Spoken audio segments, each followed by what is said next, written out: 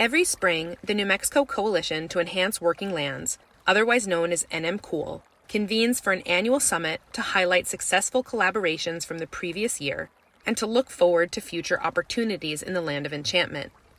We're taking a different approach to virtual events in 2021, and instead of our usual day-long summit, we're hosting this mini podcast series to be followed by a short summit meeting on April 21st via Zoom. Our goal for the summit this year is to not only encourage folks to engage with the content of these interviews, but to give listeners the opportunity to do so from somewhere other than in front of your screens. I'm Steph Marie von Ancken, Program Manager with Holistic Management International, and this is the NMCOOL podcast. I'll be your co-host for this series.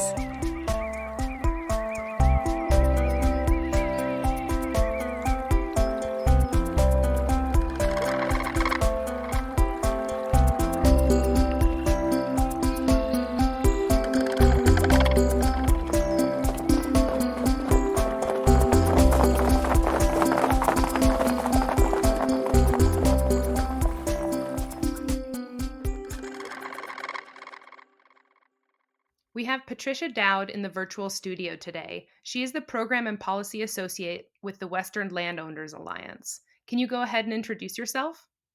Sure. Hi, everybody. Thank you for having me today. I'm Patricia Dowd, and I'm with Western Landowners Alliance.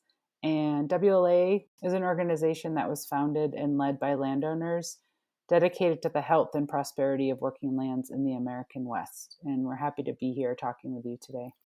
Thanks. We're glad you're here in the studio as well, or in the virtual studio. Can you tell us a little bit about what you've been up to lately and what your job is particularly with Western Landowners Alliance?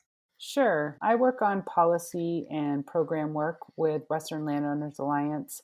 And one of the things that I've been spending a lot of my time on over the past, over a year, has been leading a coalition effort to create an agricultural and natural resources trust fund in the state of New Mexico.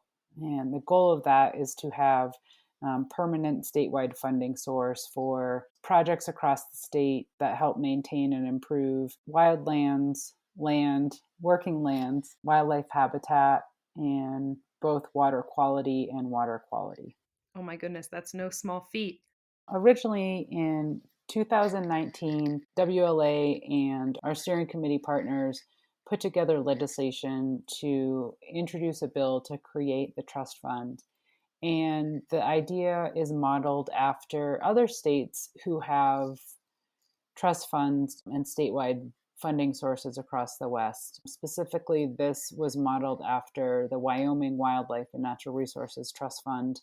The idea was to use back then, when New Mexico had a surplus, the idea was to use some of the budget surplus to invest in agricultural lands, working lands, wildlife habitat, and water. And the goal is to create a restoration economy where there's ways to, maintain what currently exists on the land and then improve conditions on the land. And the goal was to use some of the budget surplus to create this trust fund to bring in matching funds from federal programs. Many federal programs that fall under the Farm Bill conservation programs require state matching funds.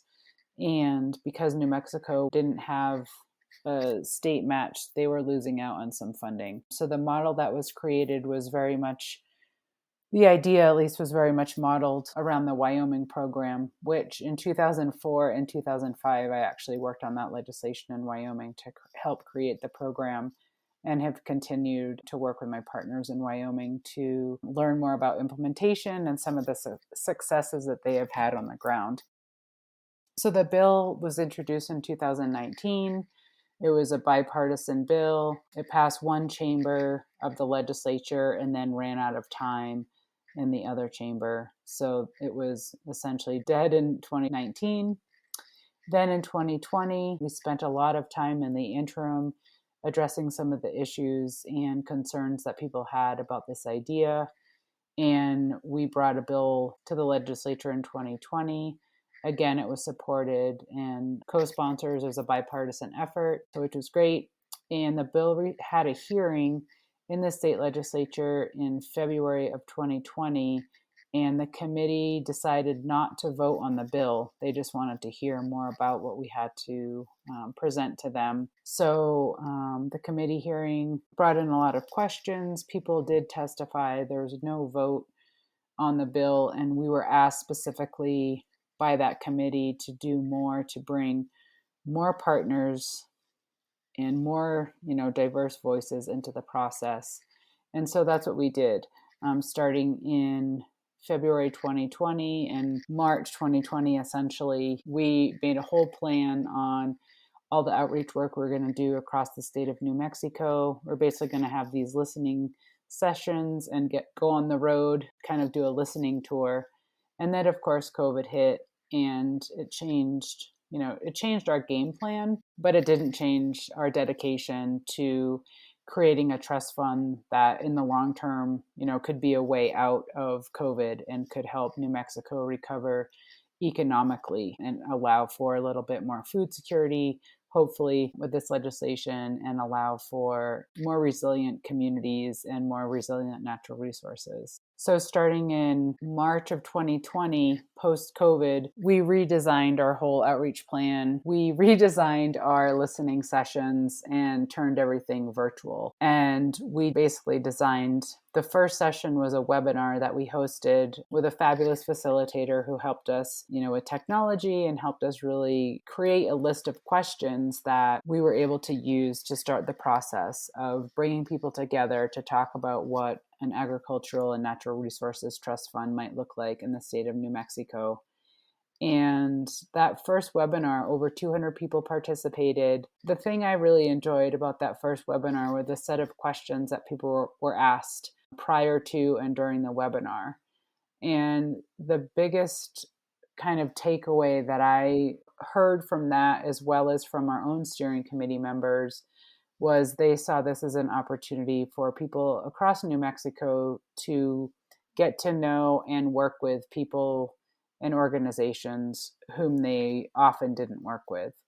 And it was a great opportunity to build trust and new relationships and deepen current relationships across the state. Yeah, it definitely sounds like a lot of different organizations and stakeholders got involved. And as you know, collaboration is a core ethic of NM Cool. It's what we're all about. So, in your words, why is collaboration for working land stewardship in New Mexico important, and how does it happen in your work? I think collaboration is important because it brings in different types of people with different experiences on the ground.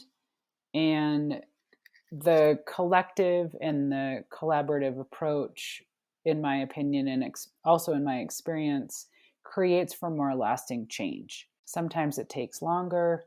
However, the lasting impacts and the lasting success are always worth it in my experience. There's, twofold in terms of how we work in collaboration through the Agricultural and Natural Resource Trust Fund process. One is expanding our steering committee members to be more inclusive and more representative of people across New Mexico who have an interest and stake in the outcome of that. Our, steering committee member, and I don't want to list everyone because I don't want to forget anyone, but it ranges from, the more traditional conservation organizations to the more traditional agricultural organizations, as well as acequia and tribal representation. So that's been fantastic in terms of expanding that. And then our work during the interim, that served as an opportunity for us to hear from different types of people across the state of New Mexico. We hosted 7 different listening sessions over the course of March 2020 through December 2020.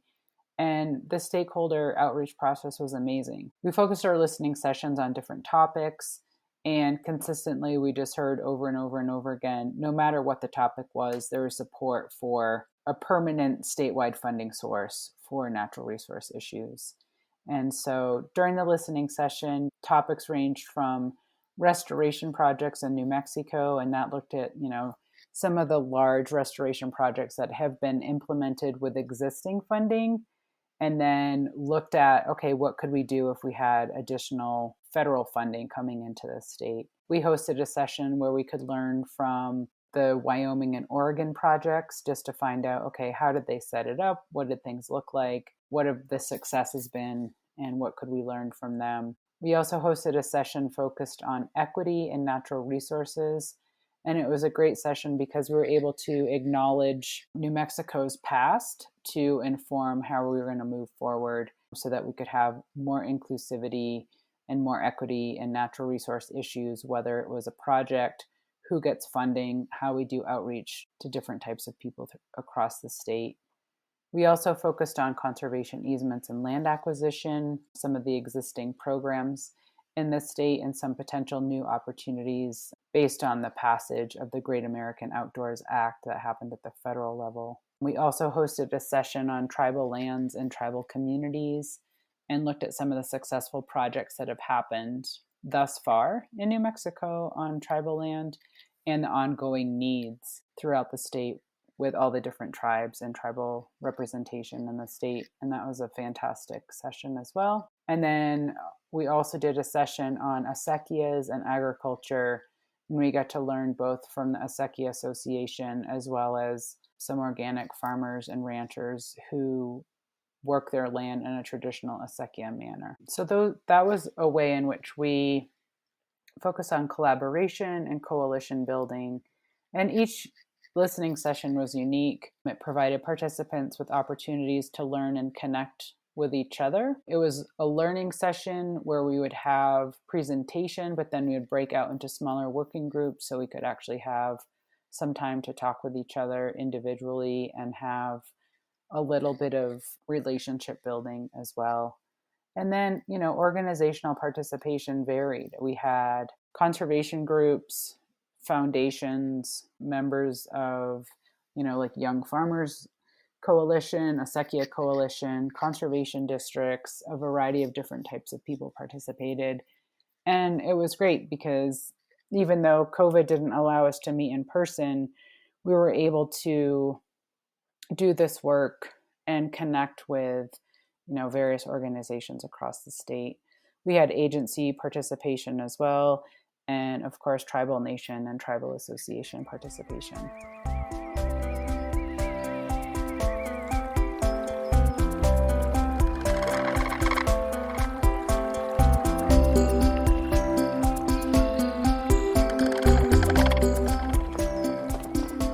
That's wonderful. It sounds like a very extensive list. What does the word community mean to you, and how does it inform how you go about creating mutually beneficial partnerships and spaces? Yeah, in my personal life, I think about community as, where I live and who I connect with, and, whether it's family, related family, or friends who are like family. And I think about that obviously in my professional life and the ways in which we go about creating community. I always approach my work with an open heart and an open mind and open ears. And I love learning from other people and creating a space where we can learn from each other and bring out the best in each other, especially on a project such as this that's legislative in nature and also needs the support of various interest groups across the state, the support of the legislature, the governor's office, and agencies. So it's a big task. And when talking about this, everyone gets really excited about the idea and what that might mean for the state of New Mexico. And then some of the details are what is where there's differences of opinion on how we go about getting there. So it's being inclusive, listening, and taking best practices that have worked elsewhere and moving those forward for the state. And what are some of these key ingredients to successful collaborations? I know you said listening. What else was in there? We have a steering committee that meets weekly. It's about, being consistent in how we communicate with each other during our steering committee meetings. It's about, listening and encouraging participation from everybody involved in the steering committee. If there is differences of opinion or any sort of tension within the steering committee or coalition as a whole, it's talking to people individually to find out what's going on, to just really focus on moving forward in a positive manner, in a way that is beneficial to the most people.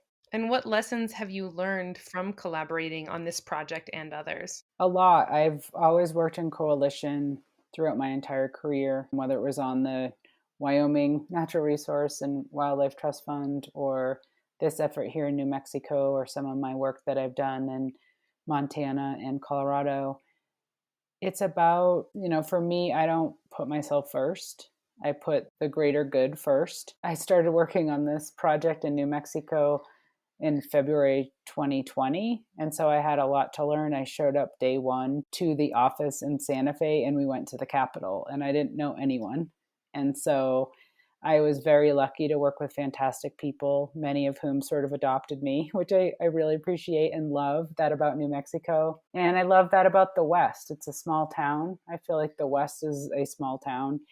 And I'm lucky to take lessons that I've learned in other places and bring them to this effort. And I'm very grateful for the director of the Wyoming Wildlife and Natural Resource Trust Fund, Bob Budd, who has brought his knowledge and shared his experience with the legislature and with our steering committee and during our listening sessions to help New Mexico kind of create this trust fund that'll be beneficial for everybody. And what do you think the best possible outcome is for this effort? So we decided in 2021, just because of COVID and a virtual legislative session, not to run a bill. We also are very mindful of the fact that the focus of the session in terms of budgetary items was to address COVID and emergency situations in the state, both health and food security wise. So we decided not to run a bill, and we have continued our outreach work. We've written some op-eds. We've continued to talk about the need for this, especially in the face of climate change. And we've continued to have conversation with agency directors and staff, members of the legislature, and the governor's office.